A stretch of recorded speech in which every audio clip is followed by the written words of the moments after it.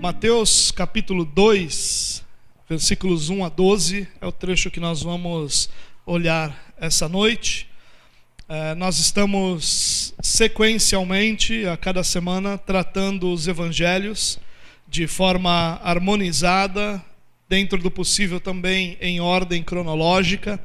E a nossa intenção é que nesses próximos meses nós possamos, domingo após domingo, tratar um dos textos dos evangelhos como se eles fossem um só e extrair desse texto as lições, podermos aprender um pouco mais daquilo que é o evangelho de Jesus Cristo. E na semana passada nós falamos de Lucas capítulo 2, os primeiros 20 versículos, onde nós temos uma história muito bela, né? Que termina, na verdade, é uma história que acontece em Jerusalém, uma história que no templo de Jerusalém apresenta a apresentação de Jesus, o ritual da purificação, ou seja, Jesus lidando com as questões ligadas à lei de Deus, e Jesus se submete a todas elas e é colocado diante de todas essas circunstâncias da lei. E o texto termina dizendo que Jesus então volta para Nazaré. Mas o texto que nós vamos ver hoje é um texto que pode ser situado ou durante esse primeiro mês de vida de Jesus, onde entre o seu nascimento e seus primeiros 40 dias ele fica em Belém, para depois ele ser levado ao templo para cumprir os rituais da lei. Então ele pode ser encaixado dentro desse período de tempo, ou nós vamos precisar entender que quando ele sai do templo em Jerusalém, ele passa mais um tempo em Belém, para depois retornar a Nazaré. Como eu disse a vocês, quando nós harmonizamos os evangelhos, nós nem sempre temos uma cronologia perfeita, porque essa não foi a intenção de todos os evangelistas. Na verdade, só Lucas tem uma preocupação real com a cronologia. Os outros, eles não fogem da cronologia radicalmente, mas eles também não se preocupam em apresentar os textos em forma ou em ordem cronológica. Muitas vezes eles vão mudando os textos de lugar para que a narrativa que eles estão contando possa ser melhor compreendida. Bom, esse texto que a gente vai ver essa noite é um dos textos muito difíceis que nós temos nos evangelhos. E ele é difícil por uma razão muito simples. Mateus, como nós vimos na primeira ou na segunda mensagem que nós tratamos dessa série, ele tem uma preocupação de evangelizar judeus e também de apresentar a verdade do evangelho para judeus que já se converteram. Então, Mateus tem uma linguagem toda ela judaica, Mateus tem um pano de fundo todo ele judaico, então é um judeu falando para judeus. E ele não, então ele não se preocupa, por exemplo, em explicar algumas coisas do judaísmo, o que torna os textos dele, de Mateus, um pouco difíceis. Mas esse texto em especial, ele vai nos ensinar que Jesus veio para todos os povos, e não somente para os judeus. E quando ele faz isso, ele vai usar aquela história dos magos que vieram do Oriente. A gente conhece muito bem essa história como a história dos reis magos. E nós vamos ver ao longo da mensagem que não tem rei nenhum, ou pelo menos que esses reis não são nomeados ou apresentados como reis. Bom, mas ele vai tratar da história desses magos vindos do Oriente. E quando ele apresenta essa história, ele vai ter um foco. E o foco principal é de apresentar o contraste entre os religiosos judeus e os gentios que, diferente dos religiosos judeus, tinham um coração voltado para o Salvador, para a salvação, para o próprio Jesus Cristo. E como ele está focado nisso, ele não apresenta muitos detalhes. Então é um texto difícil na explicação, mas é também um texto perigoso, porque é um texto que vai nos tentar a enxergarmos no texto mais do que o texto nos ensina. Só como exemplo disso que eu estou dizendo a vocês, você já ouviu falar que os reis magos eram 3? Sim ou não? Primeiro, esse texto não diz nem que eles eram reis e muito menos que eles eram 3. Nós somos tentados a ver isso pela falta de detalhes que Mateus apresenta. Então, como Mateus não está preocupado com os detalhes da história, mas com a verdade maior da história, que os religiosos judeus não tinham interesse na vinda do Messias, enquanto muitos gentios estavam sendo chamados pelo Senhor para a salvação em Cristo Jesus, os detalhes faltam. E esse é um texto, então, perigoso para a gente enxergar nele aquilo que o texto não ensina. Então, vamos tentar dar uma olhadinha nesse texto com um pouquinho de calma. Vamos lá, Mateus capítulo 2, versículos 1 a 12, o texto começa assim: Depois que Jesus nasceu em Belém da Judéia, nos dias do rei Herodes, magos vindos do Oriente chegaram a Jerusalém e perguntaram: Onde está o recém-nascido rei dos judeus? Vimos a sua estrela no Oriente e viemos adorá-lo. Bom, vamos dar uma olhadinha aí no que esse texto nos ensina. Primeiro fala do rei Herodes. E aqui tem uma realidade interessante, porque o rei Herodes morre no ano 4 antes de Cristo. Ou seja, nós temos claramente uma falha no nosso calendário.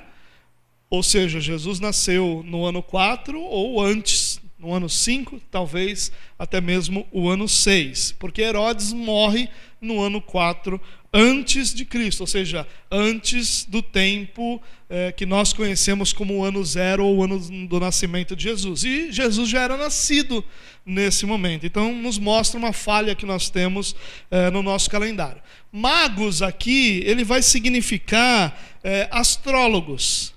Essa palavra não é muito bem explicada, e naquela época, astronomia, que é o estudo dos astros, e astrologia, que é o estudo dos astros com a ideia de que eles podem influenciar alguma coisa no nosso dia a dia, por exemplo, a questão dos signos, que muitas pessoas acreditam, isso era muito, se misturava muito. Não havia muita distinção entre o que estudava cientificamente e aquele que estudava de uma forma mais como astrologia. Magia também entra dentro desse contexto do que seriam os magos. Então a gente não tem muito bem explicação sobre o que eles são ou quem eles são. Mas os magos eram sábios ligados à astrologia e à astronomia que vieram do Oriente, talvez da Babilônia ou de outras regiões orientais, ou seja, pessoas que tinham contato com a verdade de Deus do Antigo Testamento, porque na Babilônia, na Assíria, existiam muitos judeus que eram frutos dos 2 cativeiros que o povo judeu experimentou e o povo judeu viveu. Eles vão para Jerusalém. E por quê? Isso aqui tem uma dica interessante para nós. Por que eles vão para Jerusalém? Porque Jerusalém era a capital da adoração a Deus. Lá estava o templo, lá estavam os sacerdotes, lá estavam os sacrifícios dos animais, lá estavam os rituais da lei. Então Jerusalém era o centro da adoração a Deus. O que nos mostra que eles não tinham claramente a percepção de todos os detalhes. Eles veem a estrela, e aí, por que essa estrela é reconhecida por eles como a estrela que anunciava o nascimento do Salvador, nós não sabemos. O que nós sabemos é que Deus, de alguma forma sobrenatural, revela a esses magos através de uma estrela, e aí tem muita conexão com textos do Antigo Testamento que falam sobre uma estrela que brilharia a partir de Jacó, e possivelmente eles conhecessem esses textos, e aí eles identificam a vinda do Messias, e eles então veem essa estrela não os acompanha, eles só veem essa estrela como um sinal. E quando eles veem o sinal, eles sabem que eles deveriam ir a Israel, porque lá havia a promessa do Salvador. E eles se dirigem para onde? Para Jerusalém, que era o centro da adoração, que era o centro do culto a Deus. E chegando lá, eles perguntam: onde está o recém-nascido rei dos judeus? Eles identificam o recém-nascido como rei dos judeus, ou seja, se referindo a profecias também do Antigo Testamento, mas também o identificam como recém-nascido. Ou seja, Jesus ainda era um bebê.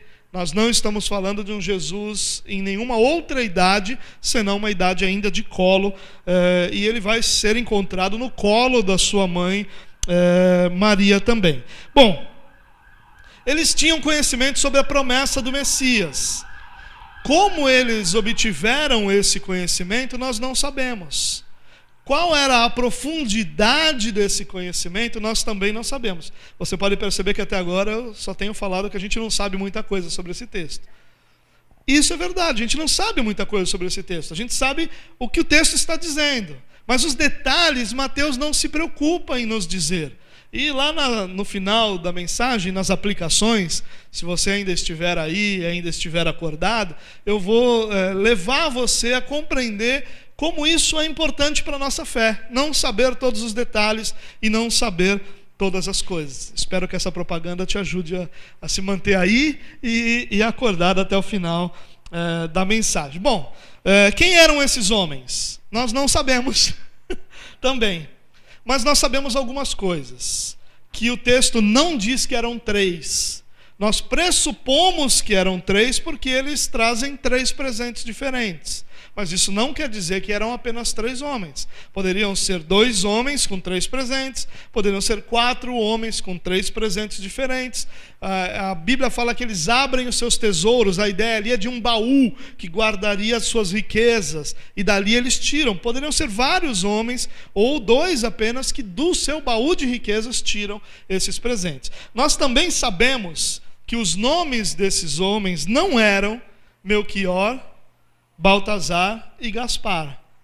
Isso vem lá da frente, centenas de anos depois do acontecimento, é que os nomes são colocados nele, na verdade. Então, esses detalhes que nós conhecemos dessa história são detalhes que são aquela tentação que eu falei no início, a tentação da gente ver no texto o que o texto não ensina.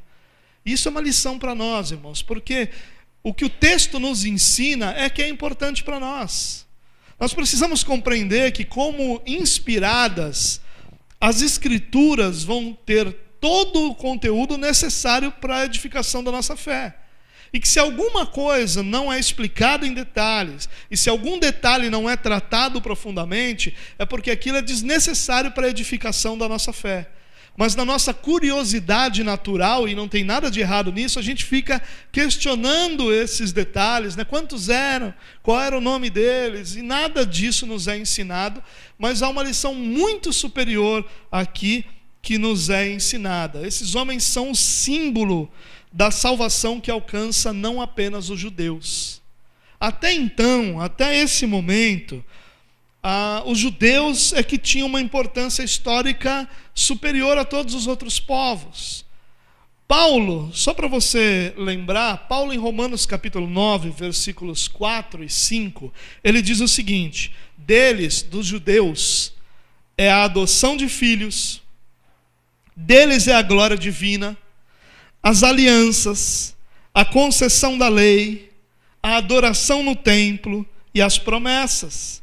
Deles são os patriarcas, e a partir deles se traça a linhagem humana de Cristo. Não há como negar a importância fundamental dos judeus para o plano de salvação de Deus. A palavra de Deus diz que a lei serviu como uma espécie de tutor até que Cristo viesse, ou seja, guardou o povo até que Cristo viesse, cuidou do povo até que Cristo viesse, firmando então a nova aliança que complementava todo esse pacto de Deus com a humanidade. Agora pense comigo, irmãos.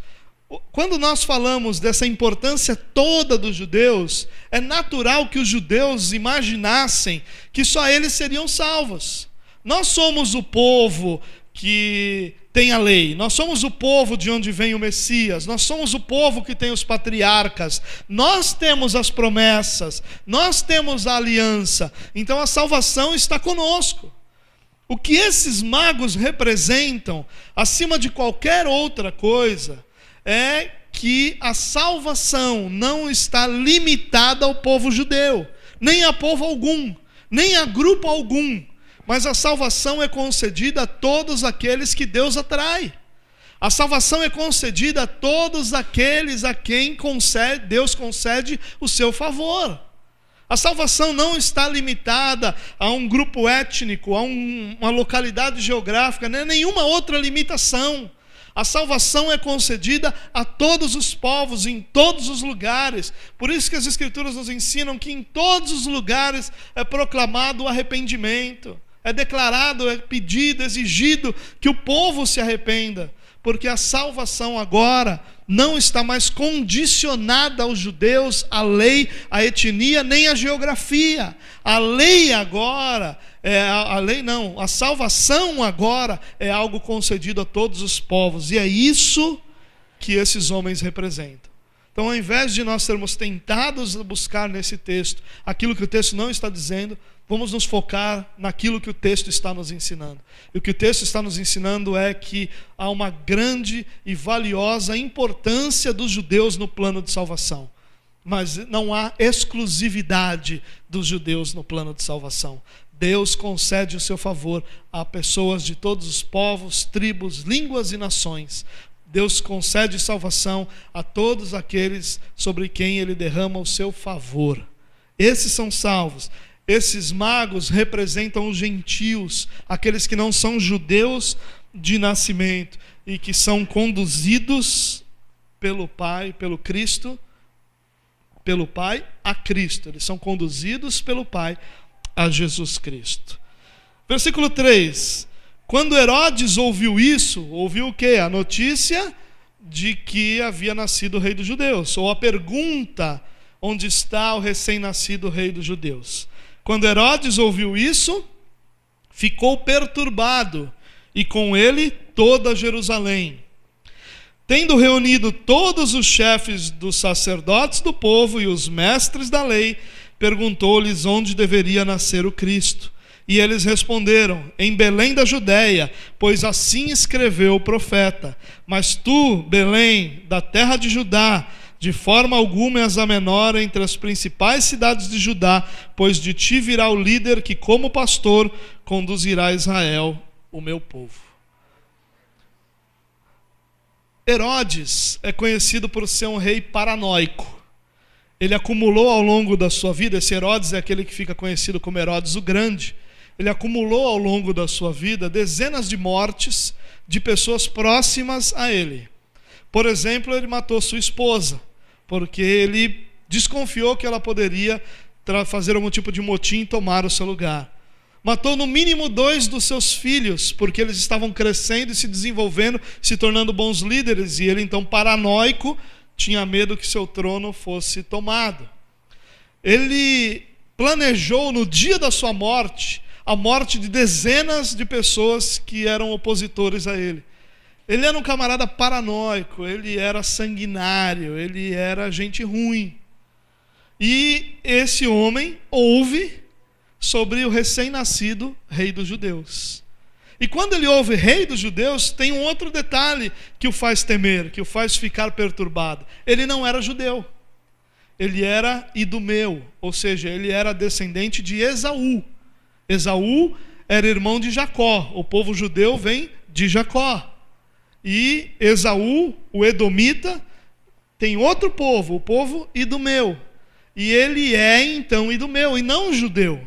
Ele não podia ser rei dos judeus, ele era por uma questão apenas política. Roma havia decretado que ele seria o rei dos judeus. E tudo isso faz com que ele fique perturbado por causa do seu trono. Já era paranoico e de repente ouve sobre um rei que é nascido. Mas o povo também, e quando ele diz aqui toda Jerusalém, é óbvio que ele está se referindo a toda Jerusalém que estava presente ao acontecimento. E isso é bastante importante aqui, porque vão chegar momentos lá na frente em que a palavra todo vai precisar ser entendida não como todo, todas as pessoas do mundo inteiro, mas como todo o grupo. E aqui é a mesma coisa. Toda Jerusalém Será que 100% das pessoas de Jerusalém estavam reunidas ali? Claro que não. Então todos os que estavam reunidos, todos os que estavam ali, próximos àquelas pessoas, ou próximos àquele acontecimento, esses homens ficam também temendo.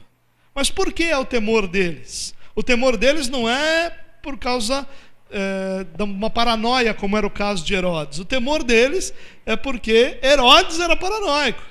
E você imagina o que esse homem faria se ele então agora é convencido de que tem um rei dos judeus. Imagina o que esse homem faria com toda aquela população se agora ele é convencido que ele tem alguém que vai tomar o seu trono. Haveria uma matança, perseguição, destruição, morte, e o povo fica perturbado também. Eles não ficam perturbados porque agora a promessa de salvação chegou. Eles estão perturbados porque Herodes, o paranoico, agora o que esse homem, esse doido vai fazer com essa notícia? Bom, o povo de Jerusalém então fica alarmado. E aí, voltando aqui ao texto, olha que interessante no versículo 4. Tendo reunido todos os chefes dos sacerdotes do povo e os mestres da lei, perguntou-lhes. Ele reuniu todos os fariseus e todos os saduceus. Claro que, de novo, todos se refere a todos aqueles que estavam disponíveis. Os fariseus e os saduceus, dois grupos religiosos em Israel. Os escribas, os mestres da lei, aqueles que estudavam a lei, eram fariseus. Os sacerdotes eram, na sua maioria, saduceus. Dois grupos dentre os judeus, duas denominações dentro do judaísmo, poderíamos entender assim. É possível que ele tenha reunido esses grupos separadamente, porque ele era inimigo dos dois e os dois eram inimigos entre si, mas de novo o texto não diz, é uma tentação a gente imaginar uma coisa como essa. A verdade é que ele reúne os dois grupos e pergunta para eles, perguntou-lhes onde deveria nascer o Cristo. Já não é mais o rei dos judeus, já é o Cristo. Herodes sabia do que estava sendo falado. Herodes sabia que a promessa do rei de Israel, do rei dos judeus, era a promessa do Cristo. E aí então Herodes reúne os religiosos e pergunta para eles, onde esse camarada vai nascer? E a resposta é em Belém, porque assim profetizou Miqueias. E o texto que a gente vai ver aqui é uma compreensão de Mateus sobre o texto de Miqueias, ou uma compreensão dos próprios escribas e mestres da lei desse texto de Miqueias, capítulo 5. Mas é interessante, e muito interessante, o fato que Herodes vai querer saber o que está acontecendo. Ele vai perguntar, ele vai em busca dessas realidades. E a resposta vem, é em Belém. E o texto continua, vamos dar uma olhadinha. Então Herodes chamou os magos secretamente e informou-se com eles a respeito do tempo exato em que a estrela tinha aparecido. Enviou-os a Belém e disse, vão informar-se com exatidão sobre o menino. Logo que o encontrarem, avisem-me para que eu também vá adorá-lo. Agora Herodes não está mais com os religiosos, ele agora chama os magos. E aí então ele se informa com exatidão, quando é que vocês viram essa estrela? Quando é que vocês viram esse sinal? Eles responderam um tempo que a gente também não sabe. E aí então ele dá uma missão a esses homens. E a missão que ele dá a esses homens é, olha, vão até Belém, fiquem sabendo de tudo que vocês me falaram e vejam se isso é verdade. Achem esse menino e me avisem para que eu também vá adorá-lo. É óbvio que o Herodes aqui está com algum plano secreto, tramando alguma coisa, o que fica claro lá na frente, mas é muito interessante aqui que Herodes vai organizadamente, diligentemente se informando sobre tudo, e você não vê nenhum religioso querendo saber das coisas, você não vê os escribas, não vê os fariseus, não vê os sacerdotes, nenhum deles está aqui buscando informação alguma. É Herodes que está conduzindo todo esse processo. Ele diz, vão lá até Belém. Belém ficava a menos de 10 quilômetros de Jerusalém. Era uma viagem curta, era uma viagem rápida, era uma viagem que não era das mais difíceis, não era, naquele tempo nenhuma viagem era fácil, mas não era uma viagem como, por exemplo, José e Maria fizeram de Nazaré até Belém, mais de 130 quilômetros. Era uma viagem curta, menos de 10 quilômetros. E ninguém está aqui se importando sobre nada. A participação dos religiosos simplesmente não existe. Nenhum deles parece se interessar pelo assunto. Nenhum deles parece ter acreditado nas palavras dos magos. E isso é interessante, sabe por quê? Porque é assim que religioso age. Religioso menospreza aquele que aos seus olhos não deveria saber nada sobre Deus. É isso, eles olham para os magos e dizem: nós temos a lei. Lembra do texto de Romanos 9? Nossas são as promessas, nosso é tudo. E vem esses camaradas aí, astrólogos, sabe lá Deus de onde, lá do Oriente, dizendo que viram uma estrela e agora o Messias é recém-nascido. Quem são esses caras para acharem que sabem alguma coisa, para quererem saber alguma coisa? E é assim que eles agem. E aqui há um alerta para nós, irmãos.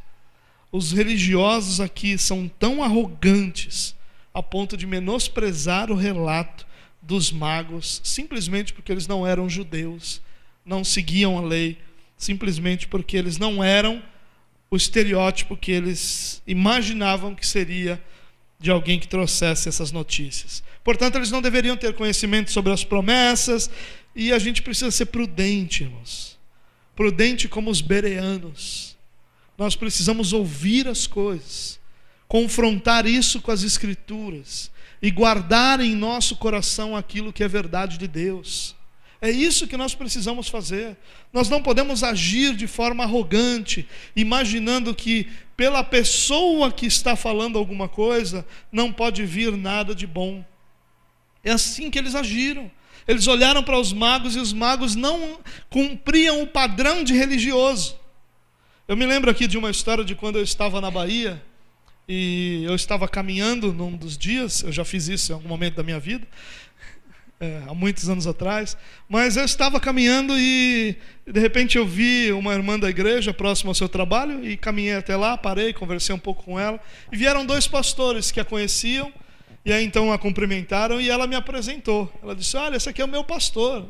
E eu estava de camiseta, bermuda, tênis para caminhar. Eles me cumprimentaram e com aquele olhar assim, né? Que te mede, sabe? Tipo o olhar de raio-x, né? Te mede de cima e embaixo. Deixa eu ver se ele tem a fisionomia, o estereótipo de um pastor. Eu não tinha. E aí então, a maneira como eles me trataram foi simplesmente reflexo disso. Simplesmente reflexo de olhando alguém que não poderia ter nada a oferecer, que não poderia ter nada a falar, que nada poderia acrescentar à vida deles. E religioso age assim o tempo todo. Esse relato que eu estou dizendo a vocês não é nada novo, não é nada diferente do normal. O religioso age assim o tempo todo. Se você não está fantasiado do religioso que eles imaginam que você deveria estar, eles não querem te ouvir. Se o seu linguajar não é o linguajar do dialeto que eles falam, eles não querem te ouvir. Se o que você é diferente daquilo que eles acham que você deveria ser para ser filho de Deus, eles não querem te ouvir. E nós estamos cercados de pessoas assim. O nosso dia a dia, nossa sociedade é cercada de pessoas assim, religiosos arrogantes, que não ouvem ninguém, porque acham que sabem todas as coisas. Esses religiosos judeus são um alerta para nós. Eles caminharam em direção à destruição por causa da arrogância deles, porque Deus abate o soberbo. Eles foram abatidos e não encontraram salvação, mesmo estando diante do Messias. Nós não sabemos se esse relato aconteceu antes da apresentação dele no templo ou depois. Seja antes ou seja depois, eles tiveram Jesus com eles, diante deles. Um dos sacerdotes, talvez algum dos que estivesse aqui, o apresentou. Maria fez os sacrifícios da purificação do seu parto com um sacerdote, que possivelmente estava aqui, ignorando que o nascimento de Jesus tinha acontecido, ignorando que o nascimento de Jesus tinha se tornado uma realidade diante deles. Cuidado, irmãos. Ouça todas as coisas. E não é pela pessoa que fala, mas é pela veracidade do que a pessoa fala.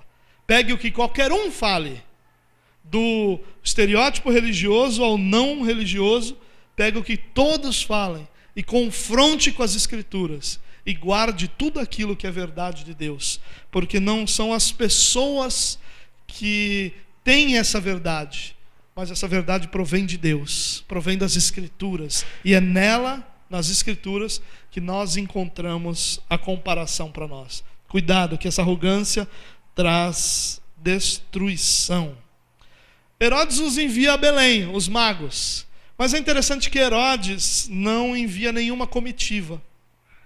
Ninguém vai com ele.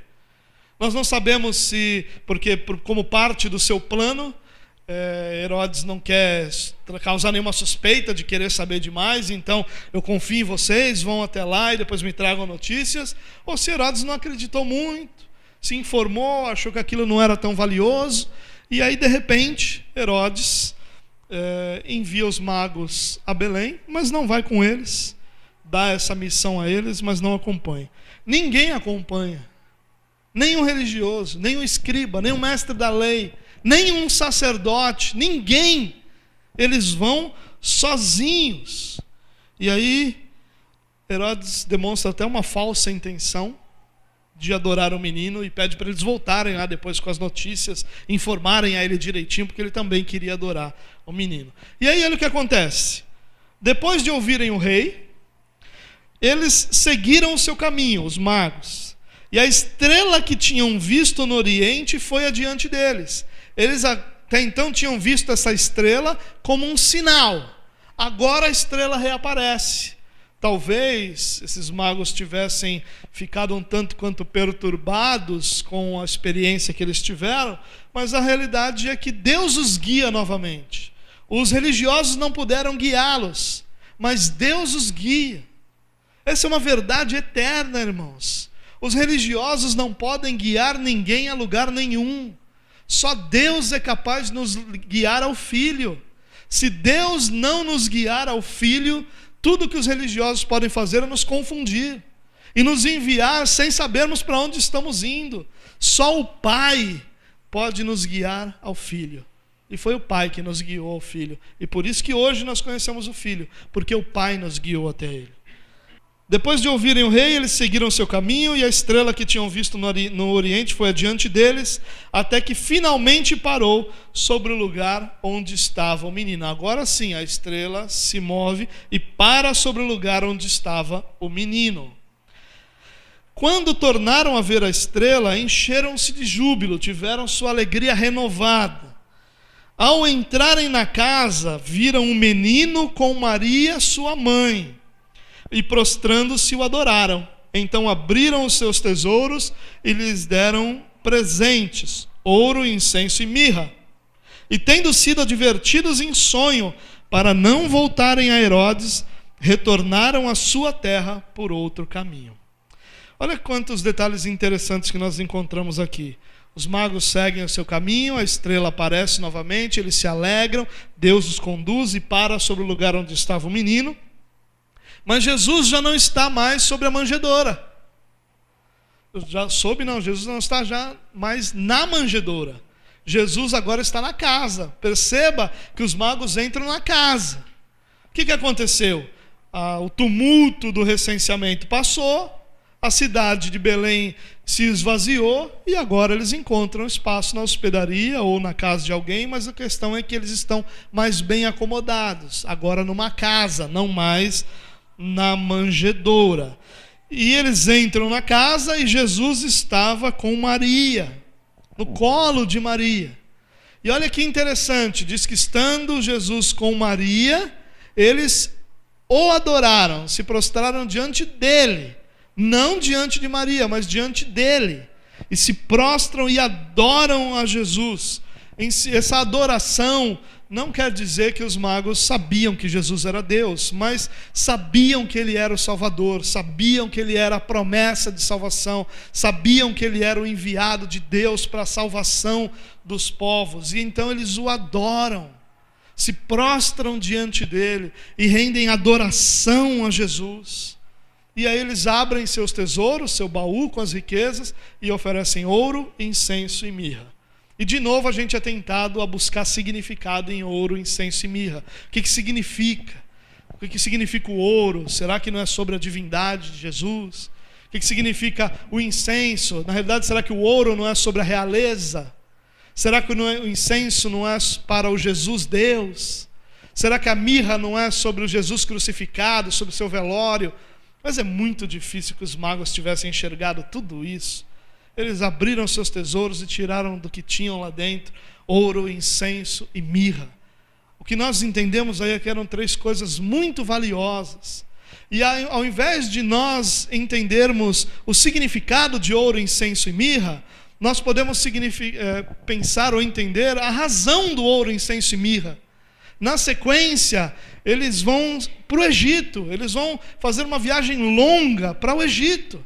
E esse ouro, esse incenso e essa mirra, 3 produtos caríssimos, de muito valor, são usados durante a caminhada deles em direção ao Egito, são usados para financiar toda essa viagem. Bom, depois eles são então divinamente inspirados por Deus, mais uma vez, e agora eles sonham, não é mais uma estrela, mas um sonho, e nesse sonho eles são instruídos a não voltarem para Herodes, mas a fazer outro caminho.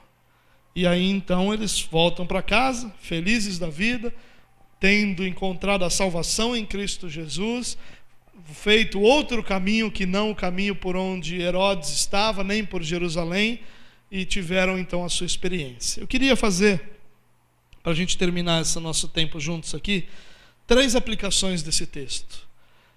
Como é que nós podemos olhar para esse texto e usá-lo na nossa vida? Parece só uma história bela, parece uma história daquelas... Enquanto eu leio essa história, eu me lembro dos presépios. Eu não sei se você gosta de presépios, eu sei que tem toda a conotação religiosa por trás deles e como as pessoas não gostam, mas eu acho lindo, é belo demais.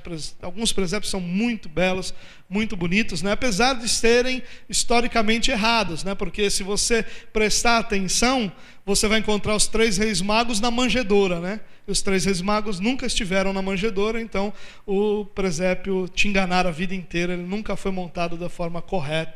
Quem deveria estar diante da manjedoura eram os pastores que estavam pastoreando nos arredores de Belém, e eles sim adorando o Senhor. Você nunca mais vai conseguir ver um presépio sem prestar atenção nisso. Eu garanto isso a você, né? E espero que isso seja para o bem. Espero que você não veja o presépio e diga: o Marioto acabou com a minha alegria de ver um presépio. Agora você vai estar historicamente muito melhor do que sempre esteve e vai poder apreciar melhor a beleza que pode ser um presépio. Bom, vamos lá. As aplicações. Primeira delas: nem sempre os que têm mais privilégios honram mais a Deus. Isso é algo que a gente precisa entender, irmãos. E eu quero confessar algo aos irmãos aqui. Eu confesso que quando eu vejo essa verdade, de que nem sempre os que têm mais privilégios honram mais a Deus, meu coração descansa, meu coração se acalma, eu sou livre da frustração. Porque quando eu vejo as necessidades que nossa sociedade tem, as necessidades que as pessoas têm, como nós vivemos numa sociedade carente de educação, carente de saúde, carente de amor, e ao mesmo tempo eu vejo instituições religiosas que poderiam, sem mal arranhar o seu orçamento, se envolver nessas realidades e mudar a realidade de muita gente, eu me entristeço demais, eu me iro contra isso, eu questiono o porquê dessas coisas, e eu confesso a vocês que isso mexe muito comigo. Eu chego a questionar se a gente não entendeu tudo errado, esse negócio de igreja. Se a gente não devia fechar tudo e começar de novo e dizer assim: vamos ficar orando aqui até outro Pentecostes para ver se a gente entende agora, porque parece que a gente não entendeu nada. Eu confesso aos irmãos que esse é o meu sentimento. Quando eu vejo pessoas, crianças com 7, 8, 9 anos de idade sem saber ler. Quando nós encontramos nos postos de saúde, nos hospitais aqui da nossa região, pessoas que ficam horas e horas e horas para um atendimento, e meses, e morrem e não fazem os seus exames. E nós vemos que mal arranharia o orçamento de um monte de igreja que a gente conhece. E eu fico dizendo para Deus: Senhor, acho que a gente entendeu tudo errado. Vamos decretar falência, vamos juntar essa galera em algum lugar, vamos orar até o Pentecostes vir de novo, porque quem sabe o Senhor tem misericórdia da gente. Mas aí eu vejo os religiosos de Israel, e eu vejo que os camaradas conheciam a lei, e eu vejo que aqui estão os principais sacerdotes, que aqui estão os mestres da lei, aqueles que ensinavam, e que nenhum deles se deu ao trabalho de fazer uma viagem de menos de 10 quilômetros. E aí meu coração se acalma, porque é assim que os religiosos são. Não são aqueles que necessariamente têm mais privilégios, que mais honram a Deus. Aqueles que honram a Deus são aqueles a quem Deus concedeu o privilégio de servirem a Ele. Os magos representam isso. Representam aqueles que Deus chamou para servirem a Ele, mesmo sem se encaixar em absolutamente nada daquilo que é religião formal. Não se encaixam na sua maneira de falar, não se encaixam na sua maneira de vestir, não se encaixam na sua maneira de ser, não se encaixam na sua maneira de adorar, mas foram chamados pelo Senhor para servir a Deus, e fazem isso com alegria, fazem isso com júbilo, fazem isso com gratidão, fazem isso fazendo viagens longas, fazem isso se gastando, e isso acalma o meu coração. Porque se a gente for ficar pensando naqueles que podiam fazer e não fazem, a gente vai fechar as portas e esperar alguma coisa milagrosa acontecer.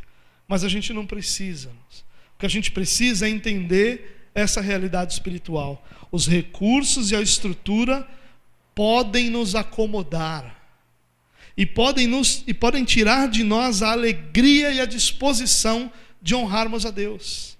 Não estou aqui dizendo que estrutura e recursos são ruins. Eu estou dizendo que a estrutura e o recurso trazem consigo o perigo de nos tornarem acomodados, de tirarem de nós a alegria que nós temos hoje de servir a Deus, porque tiram de nós a necessidade de orar, tiram de nós a necessidade de depender de Deus, porque está tudo lá. E a gente vive muitas vezes orando por algo que pode ser uma grande armadilha para nós, porque o que a gente quer são recursos, o que a gente quer são outras coisas, e isso traz um perigo consigo, que é o perigo de nos acomodarmos. Sabe, o que nós vemos hoje na igreja, instituição, é um esforço concentrado para gerenciar estruturas, para cuidar de coisas, para administrar recursos, e pessoas são completamente deixadas de lado. É claro que nós queremos mais, mas nós não podemos esquecermos que nós poderíamos hoje ter mais, e de repente sermos identificados como esses homens que tinham todo o necessário para acolher Cristo e apresentá-lo ao mundo, mas não conseguem fazer uma viagem de menos de 10 quilômetros para ver se o Messias realmente estava em Belém. Pense nisso. O que importa de verdade é se nós estamos honrando a Deus, com estrutura ou sem, com recursos ou sem. A pergunta que sobra para nós, olhando essa história, é: estamos nós honrando a Deus? Porque não é a estrutura que determina isso, não são os recursos que determinam isso, é o nosso coração. Você lembra da história tão mal utilizada muitas vezes, daquela viúva que entrega como oferta suas 2 últimas moedinhas, que mal tinham valor, e Jesus diz que ela deu mais do que todo mundo. O que Jesus está dizendo é que nenhum outro homem ali honrou tanto a Deus quanto aquela mulher. E nós diríamos: mas Senhor, as moedas dela não davam para comprar 2 pães, não dava para fazer nada. Como é que essa mulher pôde honrar mais?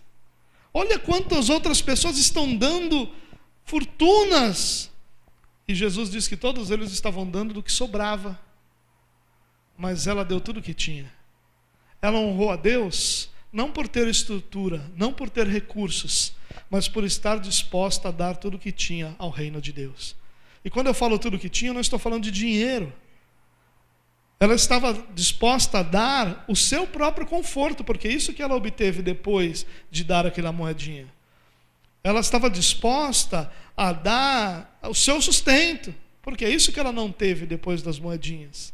Então, às vezes nós nos enganamos, irmãos. O que realmente importa é se nós estamos honrando a Deus ou não. Os magos são um testemunho de condenação para os que vivem debaixo de religiosidade. Os religiosos são condenados pelo testemunho desses magos, que, sem ter o que os religiosos tinham, chegaram a Jesus e renderam glórias a Ele, adoração a Ele e contribuíram com aquilo que foi a vida dele. Segunda aplicação: conhecimento sem piedade para nada serve.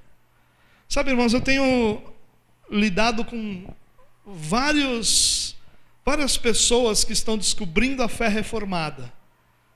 E aí, como nós postamos, a nossa igreja posta um monte de coisas, um monte de conteúdo, nosso site tem um monte de conteúdo, nosso aplicativo tem um monte de conteúdo, muitas pessoas que estão começando a conhecer a fé reformada falam conosco.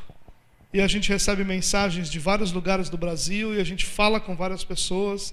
Mas tem uma coisa que está acontecendo, irmãos. Muita gente está reformando sua mente, mas não tem o seu coração reformado. Continuam com a mesma piedade que tinham antes, a mesma religiosidade que tinham antes, apesar de agora ter um conteúdo reformado em sua mente. Agora eles conhecem os 5 solas, agora eles conhecem os 5 pontos do calvinismo, ou as doutrinas da graça. Agora eles conhecem a história de Lutero, que era um camarada que lutava contra o pecado, e de repente o texto de Romanos se abriu sobre eles, e agora eles sabem o que é justificação pela fé. Agora eles sabem muita coisa, mas nada disso chegou ao coração deles. E nenhuma dessas verdades fez com que eles adorassem a Deus de uma forma mais verdadeira.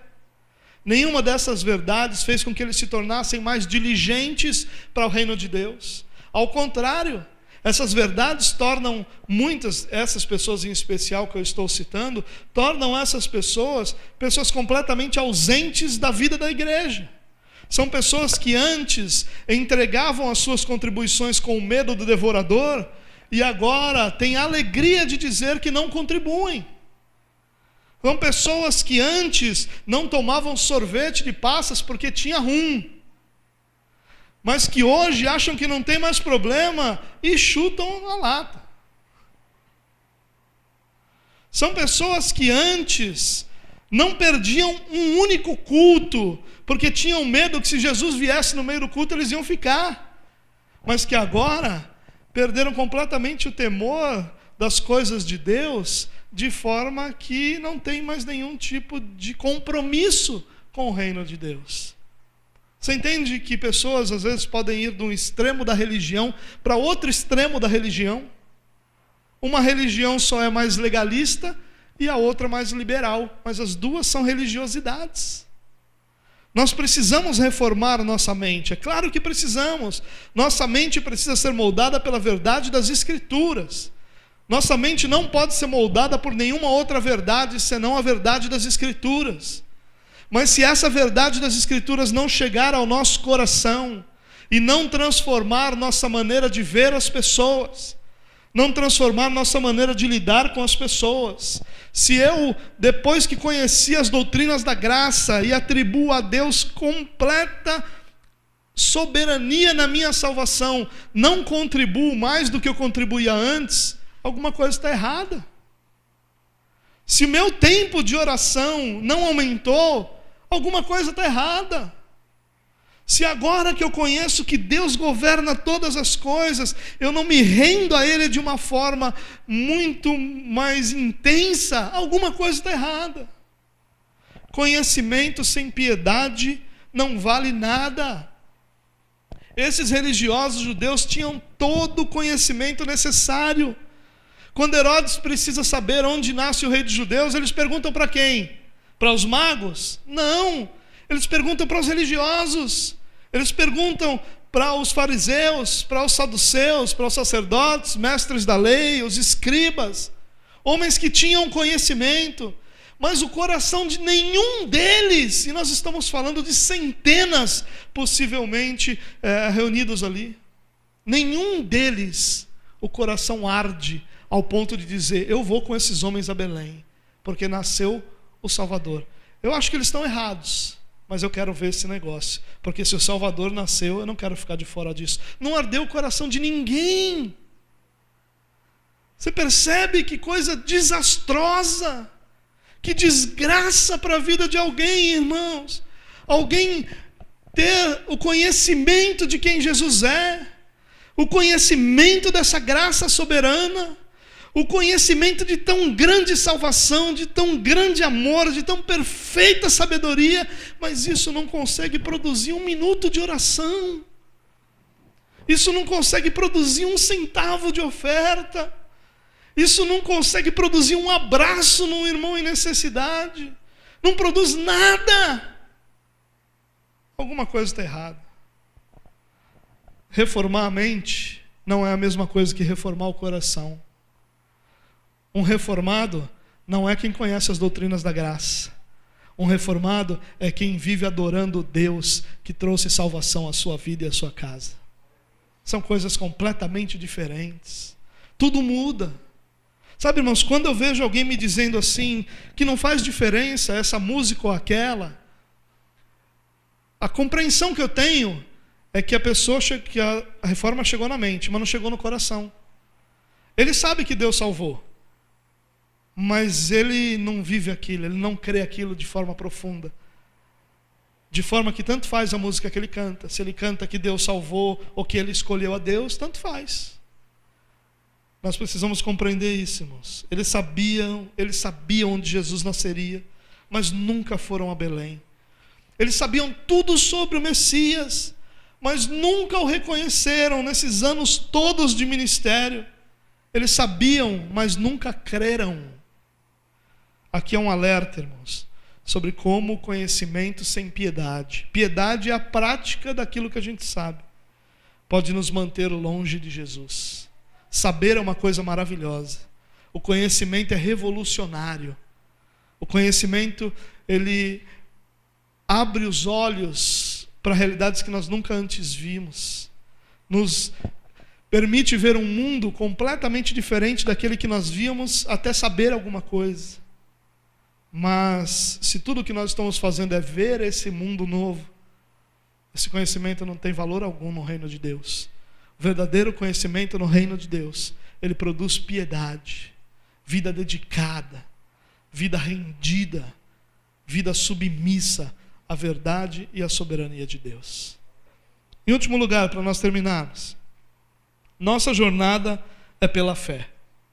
Eu falei agora há pouco sobre a justificação pela fé. A justificação pela fé é um dos pilares daquilo que nós conhecemos como fé reformada.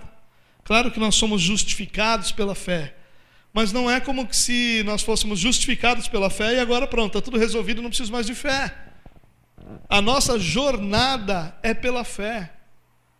Nós só caminhamos com Jesus pela fé, porque o ambiente da nossa caminhada nunca vai ser o ideal. Entenda isso, irmãos. Isso é verdade bíblica para nós. O ambiente, a realidade, as circunstâncias nunca serão as ideais para a nossa caminhada. Nós sempre precisaremos que o nosso próximo passo seja dado pela fé. Se nós não entendermos isso, nós vamos ficar paralisados na nossa espiritualidade, sem conseguirmos seguir adiante com Jesus, porque nós estamos esperando as circunstâncias. Quem espera as circunstâncias ideais para a plantação, nunca planta. Quem espera as circunstâncias ideais para qualquer coisa da vida, nunca faz. Nós fazemos porque cremos que essa é a direção que nós temos de Deus. Os magos não eram judeus, ou seja, eles não tinham convivência com a lei, mas eles creram na revelação que Deus deu a eles e foram a Israel.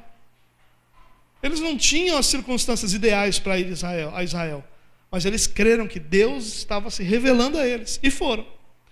Você imagina nessa viagem, como que ela foi? Você acha que foi a viagem mais fácil? Naquela época você acha que tinha viagem fácil? Hoje em dia não tem, você imagina naquela época.